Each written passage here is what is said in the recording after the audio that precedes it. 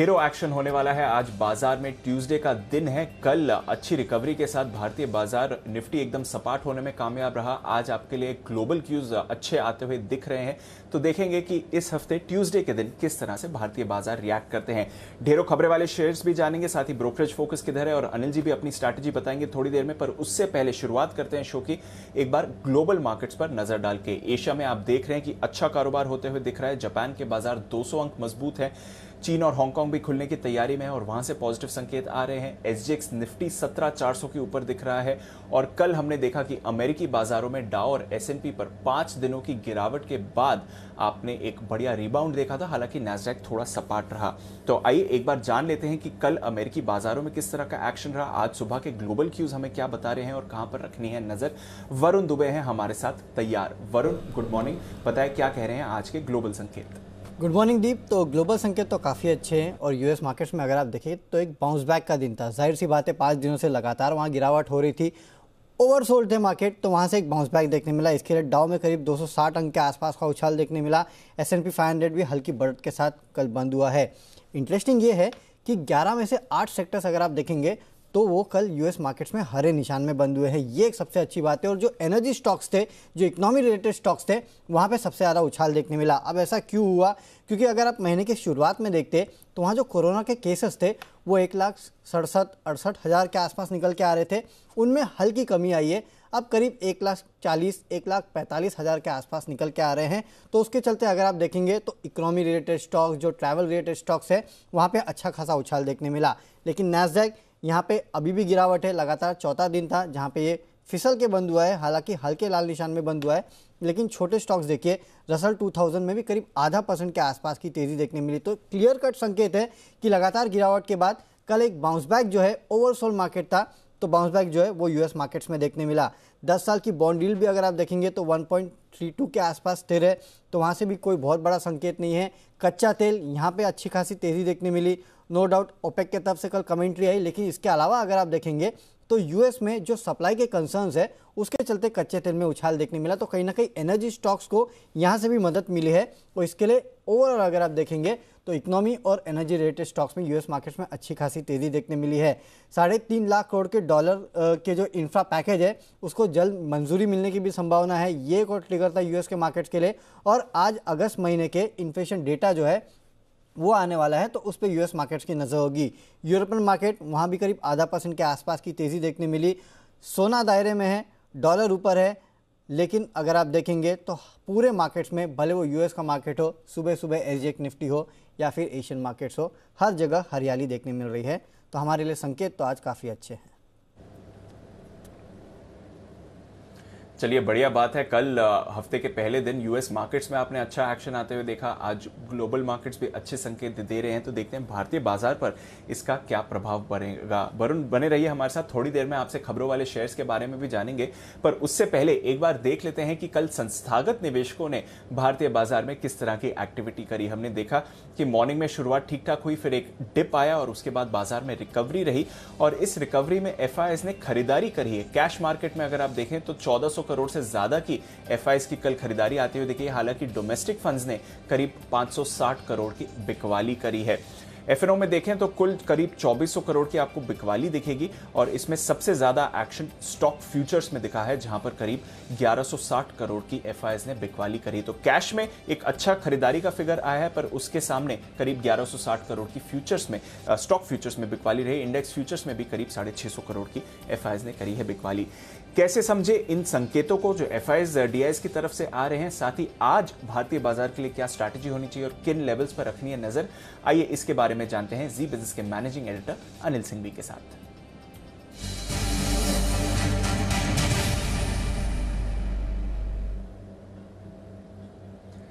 Anil sir, good morning. कल भी आपने कहा था कि ओपनिंग से ज्यादा क्लोजिंग इंपॉर्टेंट है और हमने देखा रिकवर होकर भारतीय बाजार बंद हुए।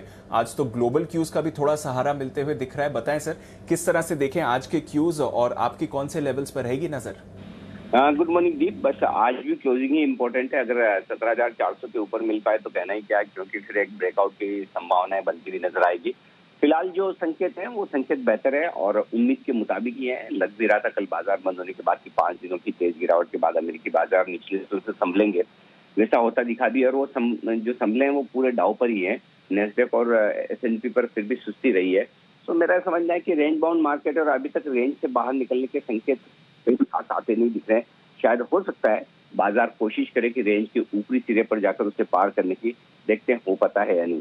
सो सपोर्ट रेंज वही है 17,250 17,300 की रेंज मजबूत सपोर्ट के तौर पर काम कर रही है बाजार के लिए, और आज भी करेगी। ये रेंज आसानी से टूटने वाली है नहीं आपके लिए, और यहाँ पर आपको फोकस करना चाहिए। तो 17,300 के नजदीक आते ही वहां से खरीदारी का आपका मूड बनना चाहिए। 17,250 नीचे की तरफ की जो रेंज है वो मजबूत सपोर्ट है। ऊपर हल्की फुल्की रुकावट जो है पिछले 7 ट्रेडिंग सेशन से, वो है 17,375 से 17,425। आज हम खुलेंगे इसी रेंज में, और एक बार देखते हैं खुलने के बाद इस रेंज को पार करके अगर नया हाई बनाता है बाजार, तो फिर 17,475 17,525 तक जाने की कोशिश निफ्टी की हो सकती है।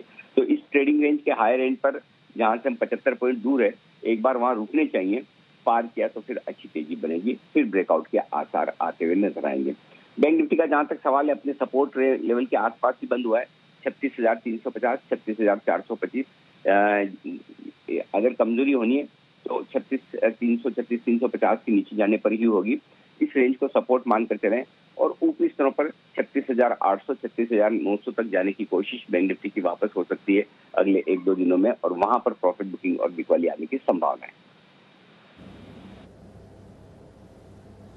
चलिए, तो फिर नजर रहेगी आज के एक्शन पर और किस तरह से पॉजिटिव ग्लोबल क्यूज पर भारतीय बाजार रिएक्ट करते हैं। बहुत बहुत शुक्रिया अनिल जी हमारे साथ जुड़ने के लिए, और इस समय बाजार पर अपना व्यू समझाने के लिए और किन लेवल्स पर रखनी है नजर, ये भी बताने के लिए।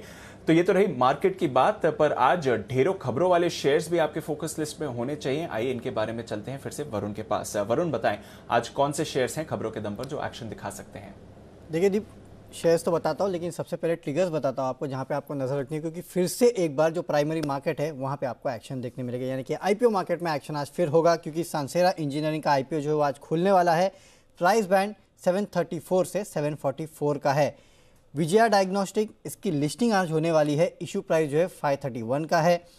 एमी ऑर्गेनिक्स की लिस्टिंग होने वाली है। इशू प्राइस 610 रुपये का है। टाटा सन्स की आज एजीएम है, तो जितने भी टाटा ग्रुप स्टॉक्स है ना, वहाँ पे नजर रखेगा, काफ़ी हरकत हो सकती है। Mahindra life spaces 2:1 bonus share की एक्स डेट है आज, तो यहाँ पे आज एडजस्टमेंट होगा। GPIL बोर्ड बैठक में शेयर विभाजन और बोनस शेयर पे विचार होने वाला है। अगस्त की होलसेल महंगाई दर के आंकड़े जो है वो आ जाएंगे, और एप्पल के इवेंट में आईफोन 13 और वॉच सीरीज 7 से पर्दा उठ सकता है, तो यहाँ पे नजर रखना। जो एप्पल के फैंस हैं उनको खास नजर रखनी है। एक्स डिविडेंड BEL ₹1.20 प्रति शेयर का। खबरों में सांसेरा इंजीनियरिंग, जैसे कि मैंने बताया, आज आईपीओ खुलने वाला है। 16 तारीख को बंद होगा। प्राइस बैंड मैं आपको बता चुका हूँ। पूरा OFS है ये, और देखिए 27 एंकर इन्वेस्टर्स से इस कंपनी ने 382 करोड़ जुटाए हैं 744 के भाव पे। काफ़ी सारे नाम से, जैसे कि ICICI Pru, Mirae mutual fund, SBI life, Singapore government, Abu Dhabi investment fund, तमाम हैं जिन्होंने इसमें पैसा लगाया है। इंश्योरेंस कंपनीज, खासकर ICICI Lombard New India Insurance पे नज़र रखेगा, क्योंकि नई गाड़ियों पे जो 5 साल का बम्पर टू बम्पर इंश्योरेंस है वो ज़रूरी अभी नहीं होने वाला है। अगस्त का जो ऑर्डर था उसमें मद्रास हाई कोर्ट ने बदलाव किया है। तीसरी लहर की आशंका के बीच इंश्योरेंस रेगुलेटर IRDAI ने कोरोना से जुड़ी स्पेशल इंश्योरेंस पॉलिसी को 6 महीने का एक्सटेंशन दे दिया है, तो इसका इम्पैक्ट जो है इंश्योरेंस कंपनीज पे होगा। Glenmark, Lupin, Cipla, Laurus lab, ये तमाम वो फार्मा कंपनीज है जहाँ पे आपको नजर रखनी है, क्योंकि चुनिंदा दवाओं पे GST की जो दरें हैं वो 12% से घटकर 5% करने पे GST काउंसिल जो है वो विचार कर रहा है। RPP इंफ्रा बोर्ड ने 48 करोड़ के राइट इशू को मंजूरी दे दी है। 1.6 करोड़ शेयर्स के राइट इशू को मंजूरी मिली है। 30 रुपये प्रति शेयर पे राइट इशू का दाम तय किया गया है। जो एंटाइटलमेंट रेशियो है 3:5 का है।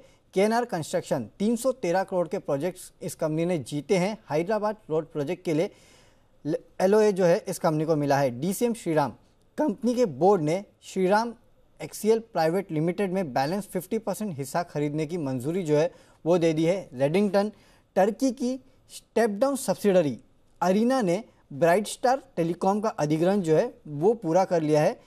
ब्राइट स्टार अधिग्रहण के लिए $35 मिलियन के आसपास का भुगतान जो है वो ये कंपनी करने वाली है, और रिजल्ट सीजन फिर से शुरू होने वाला है, क्योंकि इन्फोसिस ने अपनी डेट्स अनाउंस कर दी है। 13 अक्टूबर को दूसरी तिमाही के नतीजे घोषित करेंगे और 12 से 13 अक्टूबर को डिविडेंड के ऊपर बोर्ड की बैठक भी है, यानी कि नतीजों के साथ साथ डिविडेंड का भी ऐलान होने वाला है। चलिए, एक महीना तो है अभी नतीजे शुरू होने का, पर ऑलरेडी आपके लिए इंडिकेशंस आ गए हैं और सबसे पहले इन्फोसिस ने ही डिक्लेरेशन करी कि इनके नतीजे आएंगे। आईटी कंपनीज यूजुअली सबसे पहले रहती हैं जब भी नतीजों की घोषणा की जाती है। तो चलिए, ढेरों स्टॉक्स हैं जो आज एक्शन में रहने वाले हैं, इन पर रहेगी नजर। पर आइए आपको कुछ बढ़िया ट्रेडिंग कॉल्स और स्ट्रैटेजीज भी बता देते हैं। सबसे पहले ऑप्शन की बढ़िया स्ट्रैटेजी, जी बिजनेस के खास शो बाजार आज और कल में एचडीएफसी सिक्योरिटीज के वीके शर्मा साहब ने एक दमदार स्ट्रैटेजी दी थी। सुन लेते हैं उन्होंने क्या रेकमेंड किया है। तो भारत पेट्रोलियम कॉरपोरेशन एक ऐसी कंपनी है जो अब लग रहा है कि ये ऊपर जाने वाली है, निकलने वाली है। तो सितंबर माह की सीरीज का 500 की स्ट्राइक प्राइस आप लीजिए 11 रुपए पे, 7 रुपए का रखिए स्टॉप लॉस और टारगेट आपका रहेगा करीब 17 रुपए। और दूसरा जेएसडब्ल्यू स्टील, 700 की कॉल जेएसडब्ल्यू में आप ले सकते हैं 23 रुपए पे, स्टॉप लॉस रखिए करीब 16 रुपए और टारगेट आपका रहेगा 36 रुपए।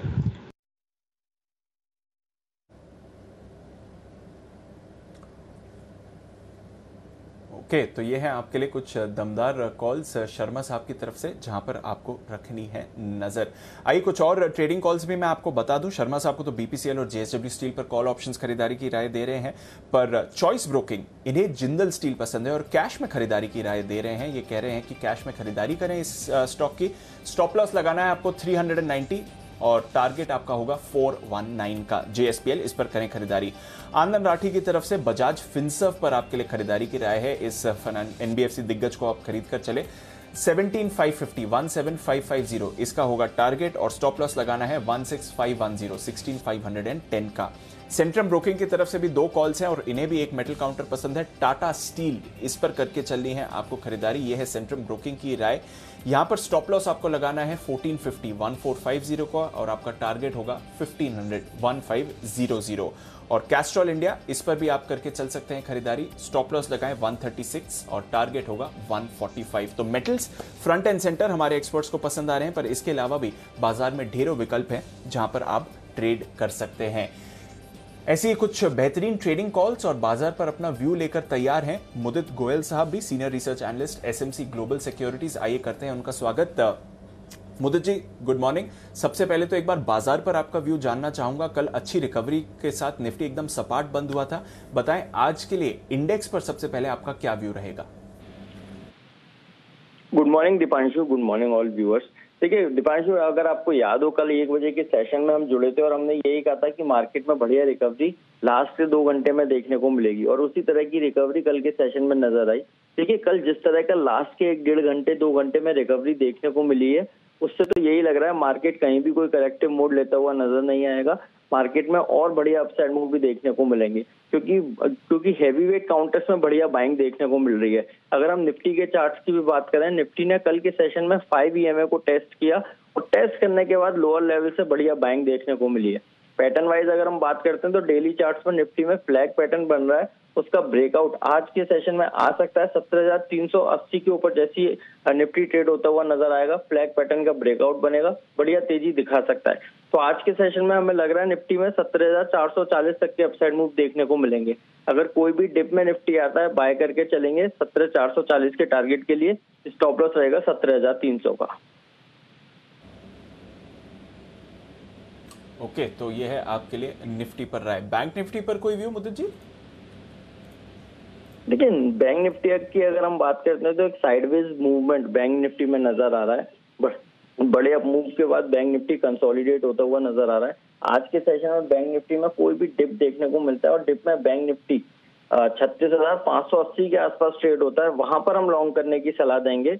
ओपनिंग नोट पर लॉन्ग करने की सलाह नहीं देंगे, डिप में बाय करेंगे। 36,580 के पास आता है, वहां पर लॉन्ग करने की सलाह होगी। फिर लोअर लेवल से बाउंस बैक देखने को मिल सकता है और आज के सेशन में 36,740 तक के अपसाइड मूव नजर आएंगे। बाय ऑन डिप्स करेंगे बैंक निफ्टी में, 36,580 के पास लॉन्ग करेंगे। ओके, तो ये है आपके लिए निफ्टी और बैंक निफ्टी पर राय। बाय ऑन डिप्स की स्ट्रैटेजी है बैंक निफ्टी पर भी। अपने ट्रेडिंग आइडियाज भी फिर बताएं मुदित जी, कौन से स्टॉक्स पर रहेगा आपका फोकस? देखिए सबसे पहले हम बीपीसीएल भारत पेट्रोलियम को लॉन्ग करने की सलाह देंगे। चार्ट स्ट्रक्चर बड़े पॉजिटिव है, ईयरली हाई के पास बीपीसीएल ट्रेड होता हुआ नजर आ रहा है। कल के सेशन में जिस तरह का ब्रेकआउट देखने को मिला है, बहुत बढ़िया ब्रेकआउट है, अच्छे ओआई एडिशन के साथ बाइंग देखने को मिली है। ब्रॉडर चार्ट्स पर एक ट्रायंगुलर पैटर्न, उसका ब्रेकआउट भी हुआ है। तो जिस तरह के चार्ट्स, जिस तरह के ओआई डाटा बने हुए हैं, लग रहा है बीपीसीएल में बढ़िया बाइंग देखने को मिलेगी। 510 आज के टारगेट है, लॉन्ग करके चलेंगे। स्टॉप लॉस रहेगा 492 का। इसके बाद दूसरा काउंटर रहेगा कोटक बैंक का। कोटक बैंक में भी कल के सेशन में बढ़िया बाइंग नजर आई है। Inverse head and shoulder pattern का ब्रेकआउट देखने को मिला है। साथ ही साथ अगर ओआई एडिशन की बात करते हैं तो लगातार ओआई एडिशन बढ़ता हुआ नजर आ रहा है। ट्रेंड लाइन भी, जो ट्रेंड लाइन का सपोर्ट है, वो लगातार ऊपर की तरफ शिफ्ट होता हुआ नजर आ रहा है। ये चीज दर्शाती है कि जो 22 से इस काउंटर में पॉजिटिव बनी हुई है। कोटक बैंक में आज के सेशन में 1870 तक के टारगेट्स देखने को मिलेंगे।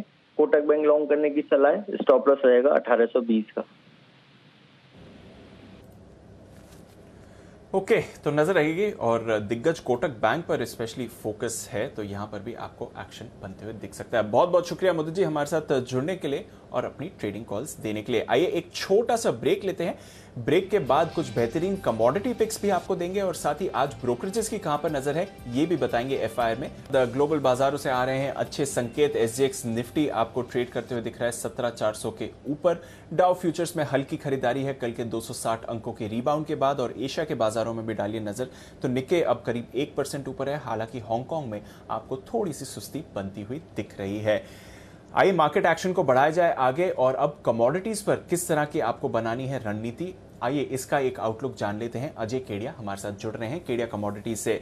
अजय गुड मॉर्निंग, बताइए क्या होनी चाहिए आज की स्ट्रैटेजी। सबसे पहले तो कच्चे तेल से करते हैं शुरुआत, क्योंकि ज्यादा एक्शन यहीं पर बनते हुए दिख रहा है, क्या राय देंगे? Good morning sir. देखिए, कच्चे तेल की अगर हम बात करें तो पिछले हफ्ते हमने अपसाइड कैप होते हुए जरूर देखा, बट हरिकेन इधर के बाद हमने देखा जो सप्लाई कंसर्न बढ़ा है वो कहीं ना कहीं प्राइसेस को सपोर्ट करता हुआ दिखाई दे रहा है। मीनवाइल ब्रेंट भी हमने देखा कि 73 के ऊपर अच्छे से होल्ड कर रहा है। तो आई थिंक जब तक ये सप्लाई कंसर्न बना रहेगा, क्रूड में तेजी का रुख कायम रहेगा। क्योंकि इन्वेंट्री डेटा पॉइंट भी हमने देखा कुछ ऐसा अपडेट मेजरली रहा नहीं। तो मेजरली जो हरिकेन का जो अपडेट है वो कहीं ना कहीं प्राइसेस को सपोर्ट कर रहा है। मीनवाइल जो ओपेक ने फोरकास्ट किया है डिमांड का, वो कहीं ना कहीं थोड़ा सा टेपर किया है, जो कोरोना के कंसर्न से दिखाई दे रहा है। तो ओवरऑल बाय ऑन ड्रॉप की स्ट्रेटेजी अपनानी है सितंबर वायदे के लिए, जो 5140 पे लिया जा सकता है। 5080 का स्टॉप लॉस रहेगा। 5220 से लेकर 5260 तक के लेवल हम क्रूड में देख पाएंगे। ओके, और मेटल्स पर क्या करेंगे, प्रेशियस मेटल्स और बेस मेटल्स अजय? मुझे लगता है कि सोना एक सीमित दायरे में अटक चुका है। इंटरनेशनल में हम देख रहे हैं कि प्राइसेस 1800 के इर्द गिर्द ही घूम रहा है। कल नो डाउट हमने डॉलर इंडेक्स में, बॉन्ड यील्ड में जो गिरावट देखी है उससे कहीं ना कहीं गोल्ड को थोड़ा सपोर्ट मिला है। डोमेस्टिक मार्केट में भी रुपए में जो कमजोरी है वो कहीं ना कहीं गोल्ड को सपोर्ट कर रहा है। तो आज के लिए गोल्ड 46,800 को लेकर चलिए, 46,650 का स्टॉप लॉस रहेगा। 46,980 से 47,100 का टारगेट रहेगा। वहीं अगर चांदी की बात करें तो चांदी थोड़ा अंडर परफॉर्मिंग है। जिस ढंग से पिछले कुछ दिनों में हमने देखा गोल्ड जो रेशियो में जंप आया है, ये कहीं ना कहीं गोल्ड को ज्यादा सपोर्ट कर रहा था, बट अब कहीं ना कहीं चांदी को भी थोड़ा बहुत सपोर्ट दिखाई देने लग गया। 63,000 का एक अच्छा साइकोलॉजिकल सपोर्ट है। 63,100 पे चांदी को लेकर चलिए। 62,700 का स्टॉप लॉस रहेगा। 63,800 से 64,200 तक के लेवल हम चांदी में देख पाएंगे। वहीं बेस मेटल की बात करें तो हमने सप्लाई कंसर्न चाइना की तरफ से आते हुए देखा, जिसके बाद पूरे ही बेस मेटल में काफी बड़ी तेजी देखी। नो डाउट कल थोड़ा हायर लेवल से हमने एक प्रॉफिट बुकिंग देखी, बट ये टेक्निकल एक प्रॉफिट बुकिंग ही है। ओवरऑल स्ट्रक्चर काफी पॉजिटिव है। खास करके अगर जिंक की बात करें, जहाँ पे इन्वेंट्रीज में भी ड्रॉप होते हुए देखा है हमने, और साथ में सपोर्ट भी आता हुआ देखा है डिमांड को लेकर। तो जिंक में 252 पे बाय कीजिए। 250 का स्टॉप लॉस रहेगा। 254 से 256 तक के टारगेट हम देख पाएंगे। ओके, तो ये है आपके लिए सारी की सारी स्ट्रैटेजीज। बहुत बहुत शुक्रिया अजय हमारे साथ जुड़ने के लिए और अपनी कॉल्स देने के लिए। आइए अब डाल लेते हैं नजर कहां पर है ब्रोकरेजेस का फोकस एफआईआर में।